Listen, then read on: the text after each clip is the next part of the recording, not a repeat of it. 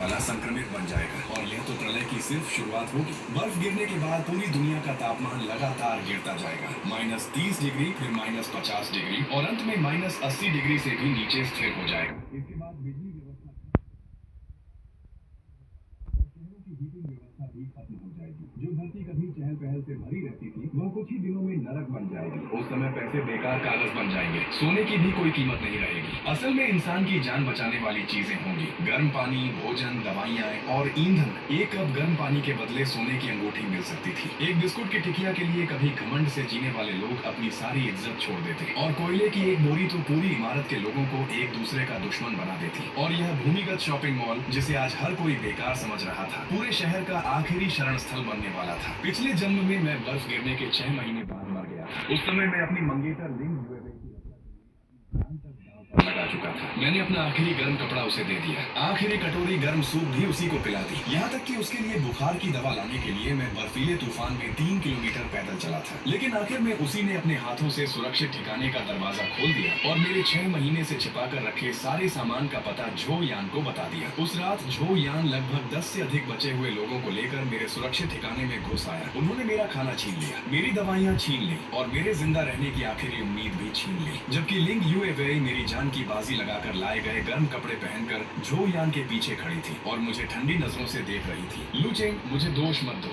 सामान इतना ही है, मैं हमेशा तुम्हारे साथ जिंदा नहीं रह सकती। इतना कहकर उसने मुझे बाहर धक्का दे दिया। -80 डिग्री से भी कम तापमान वाली बर्फ मेरे चेहरे पर गिर रही थी। मैं तुरंत नहीं मरा। मैंने अंदर से डिब्बा बंद खाना खोलने की आवाजें सुनी। मैंने झो यान को हंसते हुए कहते सुना, ऐसा निकम्मा आदमी अब तक जिंदा रहा, यही उसकी किस्मत थी। लिंग यूएवे ने उसका विरोध नहीं किया, वह बस हल्का सा मुस्कुरा दी। उसी पल मुझे समझ आया कि इस दुनिया में सबसे ठंडी चीज बर्फ नहीं बल्कि इंसान का दिल होता है। जब मैंने दोबारा आंखें खोली तो मैं प्रलय आने से ठीक 7 दिन पहले लौट चुका था। मोबाइल की स्क्रीन पर अब भी लिंग यूएवे का संदेश दिखाई दे रहा था। लू चेंग, मेरी माँ ने कहा है कि शादी के लिए सुरक्षा का एहसास होना चाहिए। पहले घर मेरे नाम कर दो, वैसे भी हम जल्द ही एक परिवार बनने वाले हैं। इतनी सी ईमानदारी भी नहीं दिखा सकते क्या? इन शब्दों को देखकर मैंने मोबाइल उल्टा रख दिया। पिछले जन्म में मैंने उसी की तथाकथित सुरक्षा के लिए अपने माता पिता का छोड़ा हुआ घर उसके नाम कर दिया था। लेकिन प्रलय आने के बाद उसी घर को उसने सौदेबाजी का साधन बनाकर झो यान की सुरक्षा हासिल कर ली। इस जन्म में भी वह मेरा घर चाहती है, सपने देखती रहे। मैं तुरंत संपत्ति के कागज लेकर बैंक पहुंचा। 3 घंटे बाद घर गिरवी रखकर आरण मिल गया। उसके बाद मैंने अपने सारे शेयर और म्यूचुअल फंड बेच दिए। माता पिता की छोड़ी हुई कई दुकानें भी बेच दी।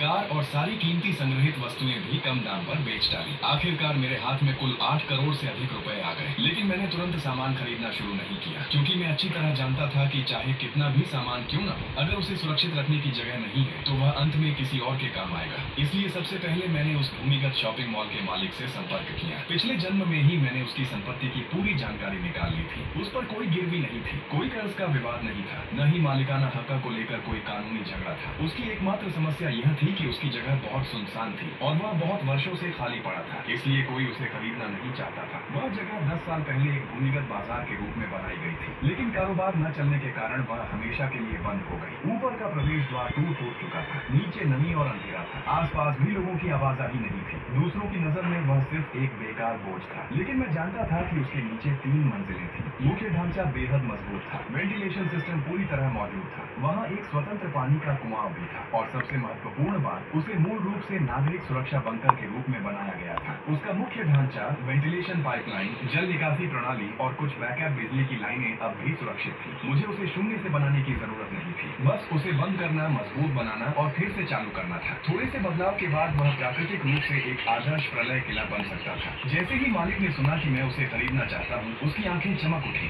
युवक, क्या तुम सच में उस भूतिया जगह को खरीदना चाहते हो? हाँ, जब यह बना था तब इस पर 5 करोड़ से भी ज्यादा खर्च हुआ था। अगर तुम सच में लेना चाहते हो तो 8 करोड़ नहीं, 8 मिलियन युआन में मैं पूरी संपत्ति और भूमिगत पार्किंग सहित तुम्हें दे दूंगा। मैंने कहा 5.8 मिलियन युआन। मालिक एक पल के लिए चौंक गया। मैंने आगे कहा, आज ही अनुबंध होगा, आज ही पूरा भुगतान कर दूंगा। वह कुछ सेकंड चुप रहा, फिर जोर से अपनी जांघ थपथपाई। सौदा पक्का। उसके लिए वह भूमिगत शॉपिंग मॉल पिछले 10 सालों से एक बोझ बन चुका था। हर साल उसका रखरखाव और दूसरे खर्च उसके गले की हड्डी बने हुए थे। अब जब कोई उसे खरीदने को तैयार था तो वह तो मानो उसी रात कागज मेरे हाथ में थमाना चाहता था। अनुबंध पर हस्ताक्षर करने के बाद मैंने तुरंत 5.8 मिलियन युआन का भुगतान कर दिया। मालिक मुझे ऐसे देख रहा था जैसे मैं कोई मूर्ख हूँ, लेकिन उसे क्या पता था 7 दिन बाद 5.8 मिलियन युआन तो दूर, अगर कोई मुझे पूरे शहर के बीचों बीच बनी एक गगनचुंबी इमारत भी दे देता तब भी मैं इस भूमिगत शॉपिंग मॉल को नहीं छोड़ता। अनुबंध पूरा होते ही मैंने तुरंत एक निर्माण टीम बुला ली। मेरी केवल एक ही शर्त थी,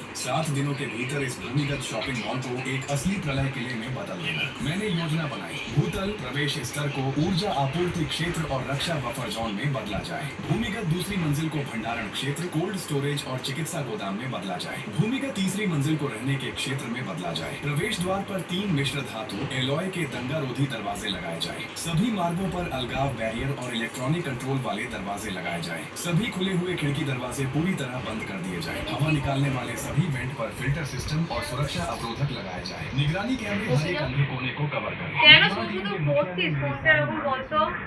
আমি তো ব্যাস ভিডিও এখন তুলছি। বৃষ্টি আসার দরকার কেন ছিল? বৃষ্টি এলে তো প্রবলেম আছে।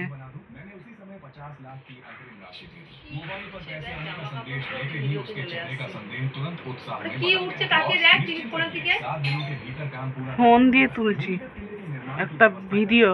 मैंने असली खरीदारी शुरू की। खाने की चीजें, पीने का पानी, रोजमर्रा का सामान, ईंधन, ठंड से बचाने वाला सामान, जान बचाने वाली चीजें, प्रलय में जिसकी भी जरूरत पड़ सकती थी मैं सब कुछ खरीद रहा था। ईंधन गुप्त रूप से खरीदा, दवाइयाँ गुप्त रूप से जमा की, भोजन अलग अलग गोदामों में इकट्ठा किया, दरवाजे, निगरानी प्रणाली और सुरक्षा उपकरण सब कुछ सर्वोच्च स्तर का लगाया। खास तौर पर नमक, एंटीबायोटिक, बुखार की दवा और कीटाणुनाशक सामग्री। 7 दिन बाद नमक का एक छोटा पैकेट भी अनगिनत लोगों को लड़ने पर मजबूर कर देगा। एंटीबायोटिक की एक डिब्बी प्रलय में दूसरी जिंदगी के बराबर होगी। मैंने सुपरमार्केट के रद्द किए गए ऑर्डरों का जमे हुए मांस का बड़ा स्टॉक खरीद लिया। बीफ, मेमने की पसलियां, चिकन लेग, झींगे और तरह तरह के फ्रोजन फूड, सभी के पास वैध प्रमाण थे। बस ऑर्डर रद्द होने की वजह से वे कोल्ड स्टोरेज में जगह घेर रहे थे। प्रभारी ने देखा कि मैं एक ही बार में 20 ट्रकों का माल खरीद रहा हूँ तो उसकी आंखें चमक उठी। भाई, क्या आप सचमुच ये सब खरीद रहे हैं? हाँ, इतना सारा सामान, आपके पास इसे रखने की जगह है? मैंने सिर हिलाया। कोल्ड स्टोरेज पहले से तैयार है, उसे क्या पता था? उसके लिए यह केवल स्टॉक खाली करना था, लेकिन मेरे लिए यह आने वाले कई वर्षों की जिंदगी थी। बर्फ गिरने के बाद शहर की बिजली चली जाएगी, सुपरमार्केट लूट लिए जाएंगे, सारी लॉजिस्टिक व्यवस्था पूरी तरह ठप हो जाएगी। उस समय आधा किलो जमे हुए मांस के लिए भी लोग जान देने को तैयार होंगे। रात 8 बजे 20 रेफ्रिजरेटेड ट्रक एक एक करके भूमिगत शॉपिंग मॉल में पहुंचे। बीफ, मेमने की पसलियां, चिकन लेग, झींगे और फ्रोजन फूड के डिब्बे लगातार कोल्ड स्टोरेज में पहुंचाए जाने लगे। निर्माण टीम के लोग यह सब देखकर दंग रह गए। टीम लीडर खुद को रोक नहीं पाया और बोला, बॉस, क्या आप कोई बड़ा सुपरमार्केट खोलने वाले हैं? मैंने हल्की मुस्कान के साथ कहा, प्रलय के बाद कोल्ड स्टोरेज सबसे ज्यादा लूटे जाने वाली जगह बनेगा और मेरे पैरों के नीचे बना यह भूमिगत किला पूरे शहर की सबसे सुरक्षित जगह होगा। अगले कुछ दिनों में पहले का ठंडा और सीलन भरा भूमिगत शॉपिंग मॉल पूरी तरह बदल गया। ऊर्जा क्षेत्र, भंडारण क्षेत्र, चिकित्सा क्षेत्र और रहने का क्षेत्र पूरी तरह अलग अलग तैयार हो गए। डीजल जनरेटर, बैटरी बैंक और ईंधन भंडारण स्वतंत्र बिजली लाइन से जोड़ दिए गए। चाहे पूरे शहर की बिजली व्यवस्था पूरी तरह बंद हो जाए, यहाँ बिजली सामान्य रूप से चलती रहेगी। भूमिगत तीसरी मंजिल का रहने वाला हिस्सा भी मेरी इच्छा के अनुसार चिकित्सा कक्ष, निगरानी कक्ष, रोपण कक्ष, सब कुछ मौजूद था। जल पुनर्चक्रण प्रणाली और वायु शुद्धिकरण प्रणाली सामान्य रूप से चल रही है। यहाँ तक कि एक छोटा